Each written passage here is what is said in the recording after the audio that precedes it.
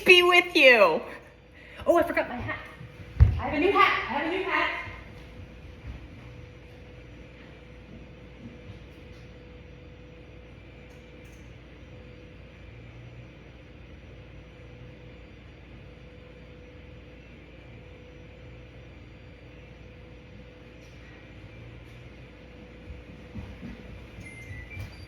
Oh, the oven just turned on. I have a new hat, so I gotta wear it for this. Oh, so I have to carve 2 pumpkins now. I don't know how to wear hats. I'll be quite honest. I don't know what they're supposed to do. Let me put these pumpkin seeds in the oven real quick. Okay.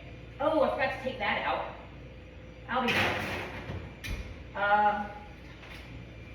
3:32. Let's keep an eye on the time. I'll feel the vibes of the time. Oh, let's keep an eye on the video. I think I'm supposed to leave him there for 20 minutes. Okay, I'm visiting my dad, and his neighbor across the street, his wife is doing her own jewelry business or something like that. So I bought one of her hats because they are just, I'll have to make another video another time about how cool they are. I'm so thankful for them to be his neighbors as well. But I bought these pumpkins because I'm visiting my dad, and he's in kidney failure because he has IgA nephropathy, which is an autoimmune disease. If you met my dad or you know my dad, he is the healthiest person on the planet. He took care of himself his entire life, and it's just he coincidentally got an autoimmune disease. And so he's on dialysis waiting for a kidney. And you know, that sucks. It's a hard life, and he lives out here by himself. He built this beautiful property, his beautiful dream home. I call it Valhalla. It literally feels like Valhalla here. With just the hunting, the fishing, the outdoors, the potential to drink a lot, or at least he lets me drink. He can't drink too much because, again, his kidney stuff. But I bought these pumpkins when I went into town the other day so we can carve them because in Texas it's too hot to carve pumpkins because they'll just rot that same day. So you can't do this. And so I miss doing this. We used to do it all the time when we were a kid, and I wanted to have a fun activity with him. And so I'm gonna carve this as I do it. But his friend is coming into town from upstate New York, because he's originally from upstate New York. And so his friend coincidentally just arrived as we were starting to carve pumpkins. But I bought these pumpkins because I wanted to do a fun activity with my dad to cheer him up, get his mind off of things, get him out of his normal routine and rut. And so he picked out the owl design. He did not want to carve pumpkins. I mean, to be quite frank, many adults, he didn't want to carve pumpkins. I was aware of that. But I was going to make him. I was forcing him. I was being radical and forcing him to carve a pumpkin with me. And I'm making this guy because he looked fun. Look at him. He's like a little mad scientist. But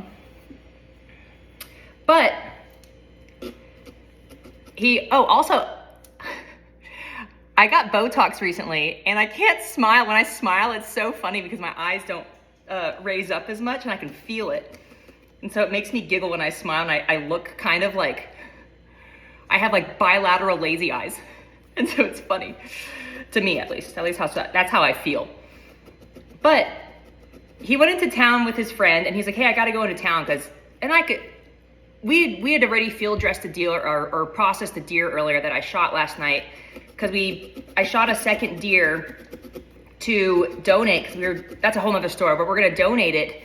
There's a home, I guess, nearby where I'm not actually quite sure what kind of people live there, but it sounds like people that are struggling with mental health disorders or basic or life skills, or being able to help themselves or be safe by themselves because of some sort of mental health diagnosis they had. And the local community, it's like a community place where people live, and they take churches and stuff, give them donations for food. And so my dad has taken 2 deer and processed them and taken it and donated it to them in the past. So he's like, hey, I actually do this, and would you want to shoot another deer and donate that? And I was like, I would be honored to do that.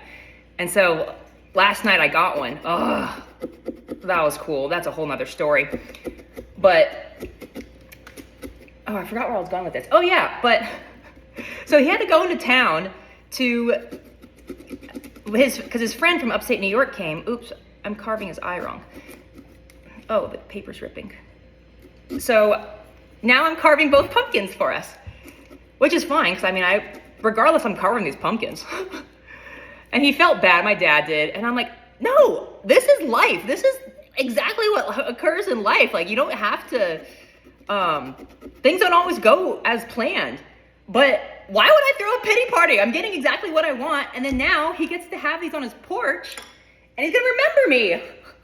Not that he wouldn't remember me, because I'm his daughter, but still, you know, the concept's there. So, you know, not everything is a swing and a home run. I have so many, I'm pretty sure some people would classify this as a failure. I'm like, what did I fail at? Describe what failed here. You know, who failed here? No one. Oops. As I try to, oh, I made it into the bowl. So I'm still excited. Oh, I'm not good at carving. That's okay. It'll be fun as I make this video. But,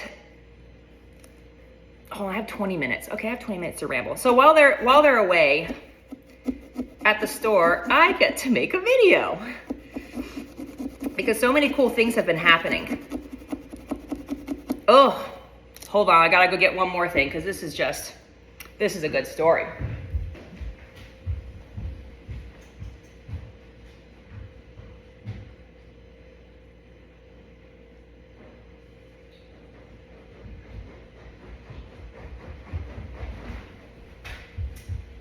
So my dad's neighbor, right? He lives out in the middle of nowhere. Like, I don't get cell phone service unless I'm at the house because of the Wi-Fi.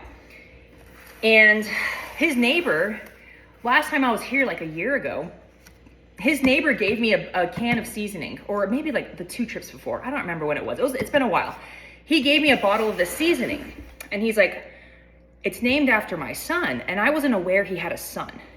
And it's because his son passed. His son died in a car accident when he was 17, and it's been a couple decades now. It's been more than a couple decades. It's been a while.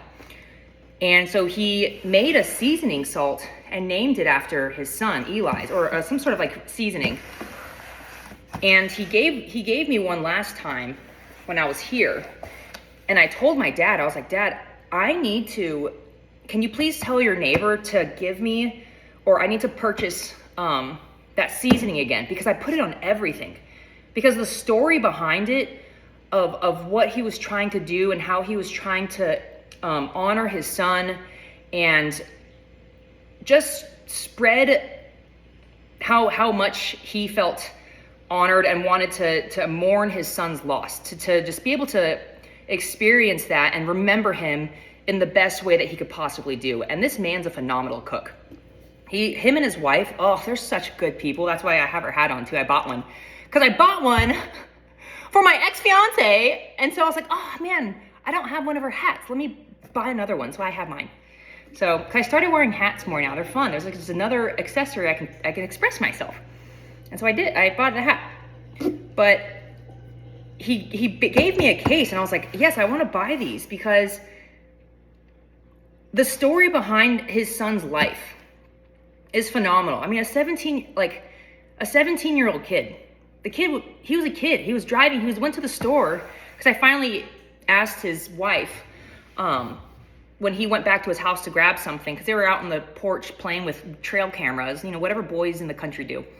And I said, hey, I've been meaning to ask. I just don't know how to bring it up. But like, can you tell the story of what happened to Eli? And he was on his way to the store just to get guitar strings. And he was taking a turn and the car flipped. It was in one of those old Suburbans, I guess. And I've been in one of my friends in high school had an old Suburban. And I was aware about how they handled turns and stuff. They're fun. We used to actually, when we were in high school, we would go flying. We'd go find these one set of train tracks because you can get some real air. Like type of train tracks where like underneath you see like skids in the road, like marks where people have flown over the tracks. We were the kids that did it, and we did it specifically in a Suburban because one, we could hold a lot of people, right? Kids are dumb. And two, we can go really fast and just like you just have a great time. Say we do some dumb things. But that's how his son passed. obviously unexpectedly. Ugh. And then his friend was in the car, but his friend survived. And unsure about what happened as far as like, I mean, it was like in the middle of the day, there's running an errand again. And his friend, just hearing the story about what happened in his friend's life after that moment, that was like 40 years ago, was so tragic, because I guess he ended up getting addicted to drugs, and rumors spread about him and stuff. And I was just like, man, that sucks. And one of the reasons, again, I bought this and I love the story so much is because my dad's neighbor, I call him like the unofficial mayor, because he just takes anyone underneath their wing that is hurting and tries to be there for them, including the guy that was in the car with him, and just, like trying to help him out. He doesn't turn anyone away if they ask for his help. And knowing, because my dad lives out here by himself, and he's going through a lot of like health issues, right? And so I'm so thankful for him as neighbors, because there was one time my dad went to the emergency room for something happened. Yeah, I don't know. My dad is like the walking Band-Aid. And they were so concerned about him staying here by himself, even though he was like, no, I can be by myself, I'm fine. She stayed over here and spent the night in one of the spare bedrooms, being like, no, you are not staying here. I am staying over here, and we're gonna help you out. Like, you have no choice. These are the type of people they are, okay? And so, I got a whole box of Eli's seasoning. They named it after his son. And actually, it was really cool because this kid was like super into church and really active in his youth group and stuff. But when he was 15, he did get his girlfriend pregnant. I mean, it happens. When puberty hits and things like that hit, it happens. But what could have been deemed as something shameful or embarrassing turned into the most sacred gift, because now they have something. His son still lives on. They had no idea 2 years later he was going to die. No idea. And that was his only son, their only son. It was, the story behind it. And I personally have never, pushed a child out of my body or created a child from my physical body. But I can comprehend and I can imagine how it feels. As a parent,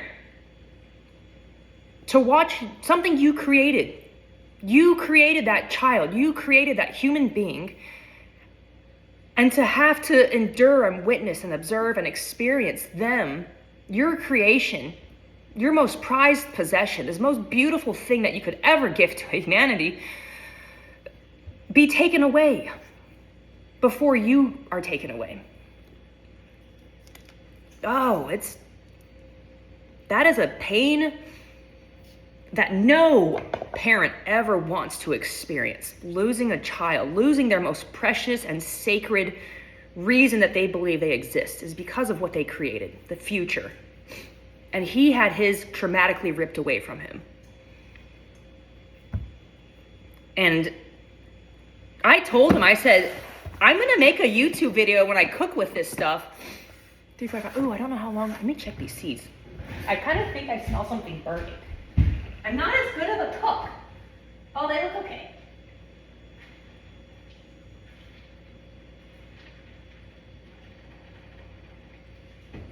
No, I'm gonna take that back. I am a good cook. Food is about a journey of oral fixation and oral gastronomic experiences. You don't become a great explorer unless you explore. And exploring food is so much fun. But I told them, I said, man,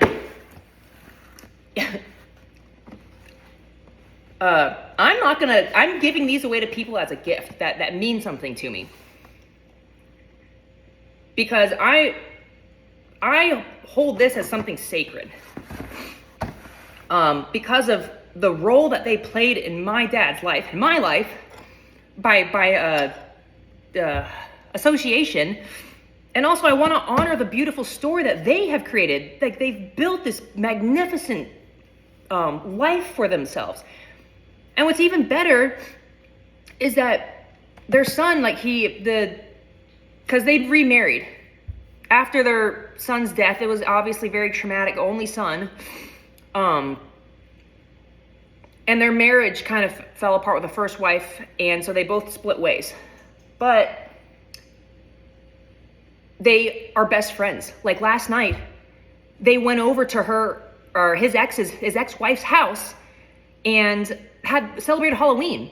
And their kids now, like their grandkids, and their son, his son that he had when he was 15, because his new wife that owns his house, or this store, she said, I will not let my kids not know such a great, amazing human being, because she recognized what they went through. She's like, you two created something beautiful, and you will hold a sacred bond for the rest of your life because of that. And you lost that together. You shared that experience together. And who am I to prevent you from maintaining that friendship and camaraderie with such a beautiful human that has been there for you and played such a significant role in your life? And they're all friends. It's amazing. And I said, you guys don't recognize how beautiful an example that you are demonstrating to your kids and everyone. Because normally, and I told this to my dad last night, I kind of ripped into him, because every time I'll show you, every time we get a deer, he has a bottle to celebrate. He has these special bottles of whiskey. Oh, I should be bad and take a sip of one. Go back to my high school days. I only did that once or twice, okay? Look, we drink these. We drink a glass whenever we shoot a deer, because it's a celebratory thing. Look at my dad. I'll take one because it's kind of funny. He's gonna be like, you little asshole.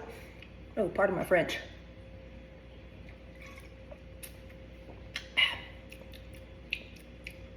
That one's pretty smooth. That's good. Okay, there was that one. Actually, this is funny because in high school, yeah, I'm gonna try this one too. They're not back yet. That's what's good about living out in the country. It takes them a while to get out of town. And to be honest, I've been wanting to express my thoughts from all the cool things that have been happening. So we're gonna try this one next.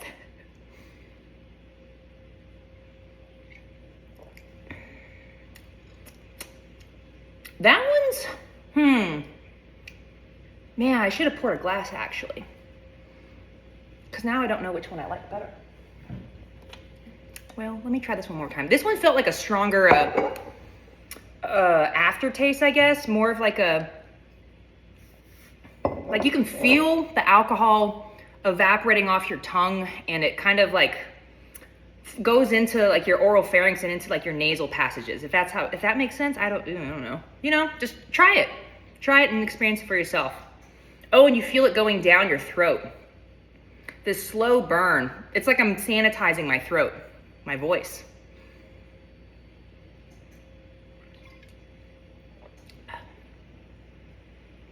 Oh, this is a good, what is that? I don't know. This has a good flavor in it. There's like a hint of something. I won't drink anymore. I might get, this stuff's strong. I'm gonna get a little, you're like, what happened to my liquor? I don't know. Because one time in high school, oh, God, you know how kids are. One time in high school, I need to carve this pumpkin. He's gonna be like, what were you doing this whole time? I don't know. Drinking your liquor? One time I was in high school and one of my friends came over because we were gonna go on we rented a pontoon boat, our family, for some Saturday just to go out. And he was like, you can invite one friend. And so one of my friends came over and slept over my house. And I was like, oh, hey, my parents have this like collection of wine and it's been there forever. They won't notice if one's missing. And we were, it was so disgusting. We couldn't get the cork off. We were like digging it out with a kitchen butter knife, giggling up in my room, playing whatever was cool back then in like 06, 07. Oh, like, what is it? Like Boots with the Fur, you know, like those songs. Flow Rida? I don't know when he came out. It was around there. And we were taking shots of wine. neither of us got drunk because it was so disgusting. Like, thought we were so cool, like giggling. And the next morning, my dad's like, where's the bottle of wine that was here? And I was like, do you just go around every day when you wake up and like do a check of the house to see what details changed? Like, how did you find out so quickly? And so needless to say, we didn't go on the pontoon boat that day. It got canceled. We got in trouble. Oh man. But if you hear some of the stories that he's done when he was a kid and over his life, you would understand where my sense of adventure comes from. And my sense of humor. So, yeah, that is what I've been doing so far. Oh, but one more thing. And I'm probably going to make an Instagram post on it because I'm so moved by it when we go drop off the meat at that community home, the deer I shot last night. But the last time, my dad, I'm telling you, he made like a sanctuary that is like Valhalla. Like the other day, when we went hunting, the deer I caught, this was my third deer I've ever shot in my life. Man, I've been hunting with my dad. He taught me hunting when I was like 14 or 15 years old. He got me into it. I would spend my weekends walking through the woods, scouting deer. All my dad talks about is hunting and fishing and monopoly money, because he likes to play the stock market and try to teach me about it. And I'm just like, bro, I'm not into it.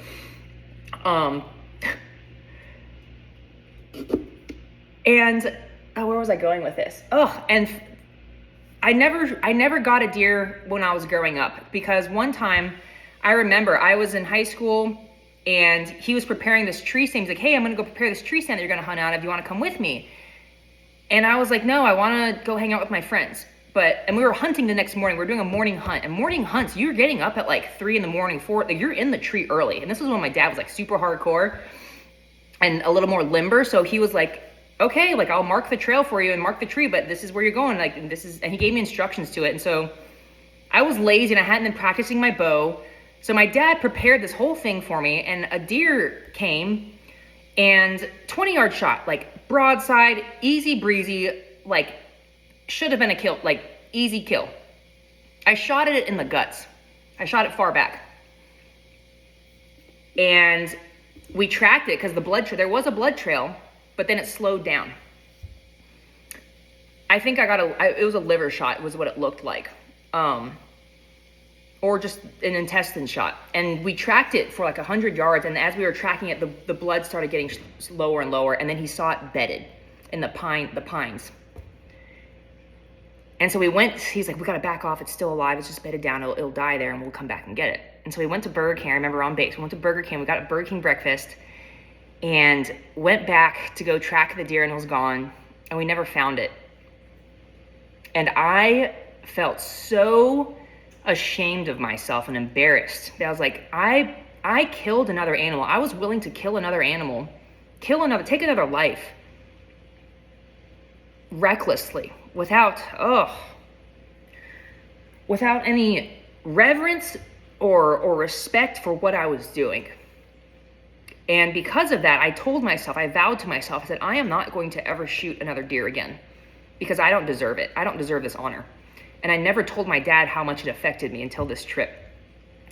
And so for the next like 15 years, every time I would still hunt with him. Like we went to hunting in high school, like almost every weekend I would hunt with him. I would never say no to him.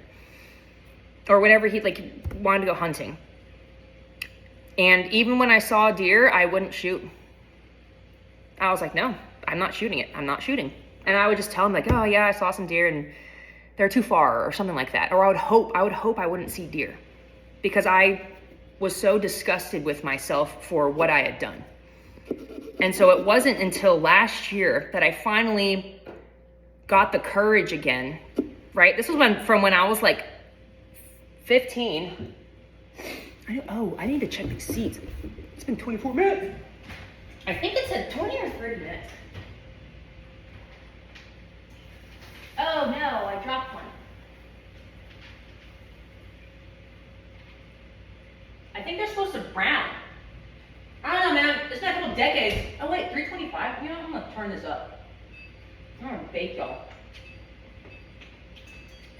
Increase the heat. So,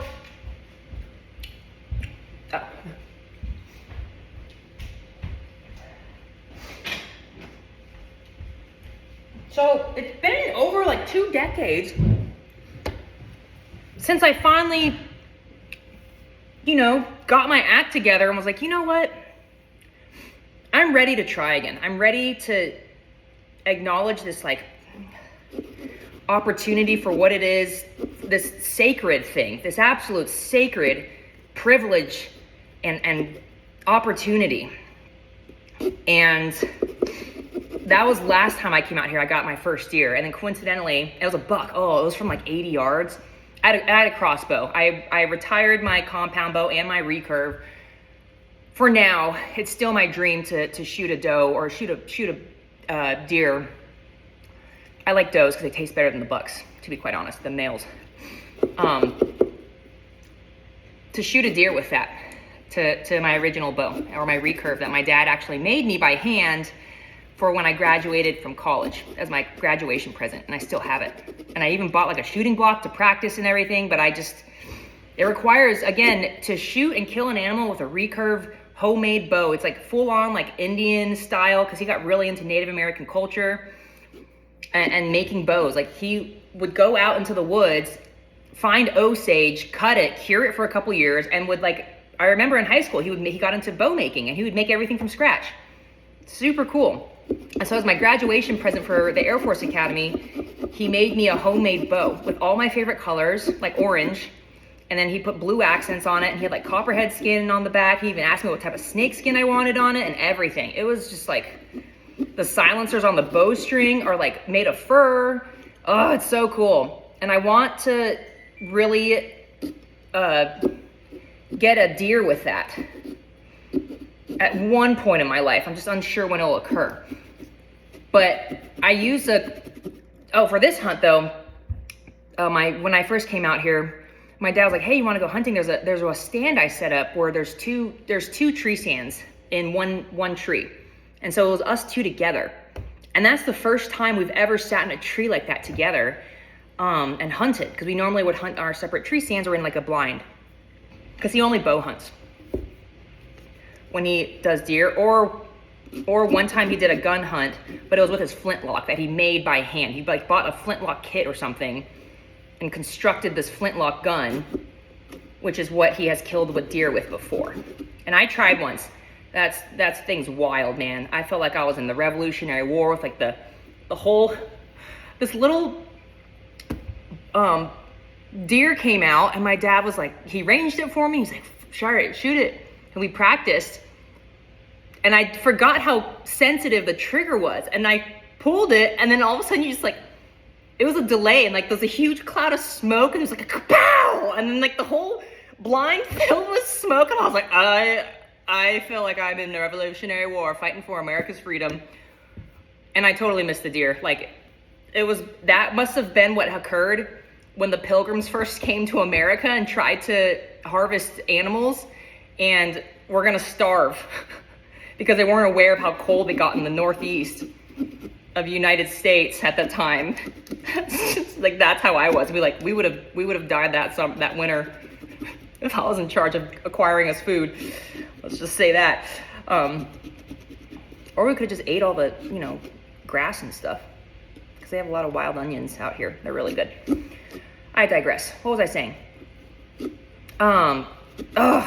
So the other night we were in this tree stand together, and I didn't think we were gonna see deer, because we flew his drone the night before. He has a drone also that he likes to fly around on his property to see where the deer are. I will not even tell you how huge this drone is that he bought to fly around. Oh no, I'm gonna show y'all. Ugh, this man and his toys. Look at this thing. It's a DJI. Like, this is the size of it's bigger than my hand. If you look at DJI drones, they're huge. And look at this battery pack. Look at this huge controller. And then he always has like a TV that he takes out, and we put it out on the patio, and he'll fly it around just to look at deer. This is how much this man loves deer and hunting. Oh, it's so funny. Ooh, he's a kid in a big body too. Oh yeah, that's something. But oh yeah, so last night when I was gonna hunt to get a deer, because I told him, I was like, hey, I don't really want to go hunting anymore when I'm here. And he's like, oh, okay. He's like, well, what about, I thought it would be cool though to, take meat and you can go to that home or that community or whatever where those people live. And no one's ever said outright that it's like a mental health kind of place, but from context clues and some of the things they've said, the words they've used, it sounds like a psych ward that's like independent living, assisted living psych ward. And I was like, you know what? You're right. I do want to go hunting. Let me get my lazy self up. Let me get ready. And so he actually put me in a tree stand. That I didn't remember, because he has tree stands all over his property that he's set up. But this tree stand was sentimental to me because the last time I sat in it, 2 years ago, last time I hunted that tree stand, I got up into the tree and I was looking out and I was just like, oh my gosh, it triggered a memory. And I said, oh my gosh, I remember this tree stand. The last time I was in this tree stand was when I was just starting on my journey to follow my dreams of proving the impossible is possible. Because I remember sitting in that tree and I was ordering books on Amazon, and I bought a book called The Beginner's Guide to Quantum Mechanics by like Carl J. Pratt. A little book. And I remember sitting in that tree stand that hunt and just daydreaming and imagining all the cool things about quantum physics and just things that I was perceiving and starting to like patterns I was just starting to recognize. And I just wanted to make sense of them. So when I first got up into that tree and I recognized where I was, I started bawling because I was like, this is such a beautiful arc, because the last time I was in this tree, I was just starting to discover myself. And then fast forward 2 years later, I'm like ready to share with the world what I've discovered and found. And it's just such an extraordinary feeling to have it all come full circle like that. So this is part of it, right? And it's coming out. All the stuff that I discovered is in my personal diaries. I am not publishing a formal academic paper that is garbage, because no institution, no journal out there doesn't gatekeep their information. And this type of stuff is not meant to be gatekept by anyone. It perturbs me what academic institutions do to knowledge that is meant for the entire species. And so all the information, everything I've discovered and how I got there is all in my personal diaries. Because I'm not releasing that any other way. I refuse to. And I've tried writing papers, academic papers, and I just get it feels like I'm writing an obituary. It's so mundane, and they use just words just because they sound cool.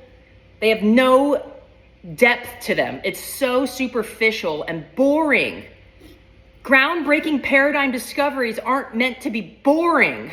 They're meant to be like, holy smokes, this is dope. Let's just do it another way. I am not. These journals are just like ghastly. They're ugsome. But I had the idea to submit. Like, for instance, I was like, okay, let's do this symbolically. I tried submitting it for one. I thought about submitting, or I did. No, I did. I submitted one preview paper. I won't give away too many details. But I submitted a paper to the original journal that I published Einstein, because I thought it would be cool to honor them for taking a chance on this nobody, Einstein, when he first published his theories. And the whole science community, the whole world was like, who is this nobody and who is this person that thinks he knows stuff? Which, to be quite frank, I don't claim to know anything. That's why I use the word aware and understand. I'm very careful with when I utilize the word know. At least I try to be. So when I use it, Sometimes it's a slip up, but then I like it. I want people to recognize it because that means they're starting to pay attention. So, oh, what was I saying? Yeah, they rejected it, and I was like, and I even told them why I was picking them. I said, you guys were the one that gave the honor of introducing the last paradigm shift that humanity received was during Einstein's time. And I wanted to honor that history by submitting my paper first to them, and they rejected it. And I was like, oh, okay, well, that sucks for y'all. I was like, you don't recognize what you just passed up. And then I realized, I said, no. All academic institutions and journals, they're just gatekeepers. They're gatekeepers. They're arrogant, and it looks terrible on them because they're unaware of their own arrogance. I'm like, guys, if you can't honestly explain and articulate yourself, or feel that you have to guard what you've discovered or what you're working towards, you're never gonna succeed because you're being selfish. You're harming the species by gatekeeping stuff that is meant for everyone. Why do you think the world looks the way it does? Oh, I digress. But I'm going to actually try to finish these because if I keep talking, I'm not going to finish these pumpkins. So thank you, everyone.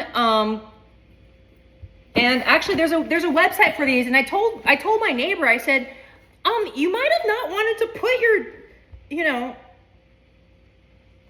I mean, they're good old country folk. He put his cell phone number, his personal cell phone number, and then there's like a website there on the box. So Eli's Seasoning, beautiful story. I told him, I said, hey, if you guys want to send me a picture of him, and I would love to just like share it on my social media because I love it. Like, I'm so thankful for what you guys have done for my father and in my life, and the good people and what you've done to this community, that I would be honored to buy this from you and to make a YouTube video talking about it. So this is it. So, all right, I got to get these done before my dad gets back because he's going to be like, what were you doing the whole time? I'm like, I don't know. Not drinking your celebratory alcohol. He'll laugh about that later maybe.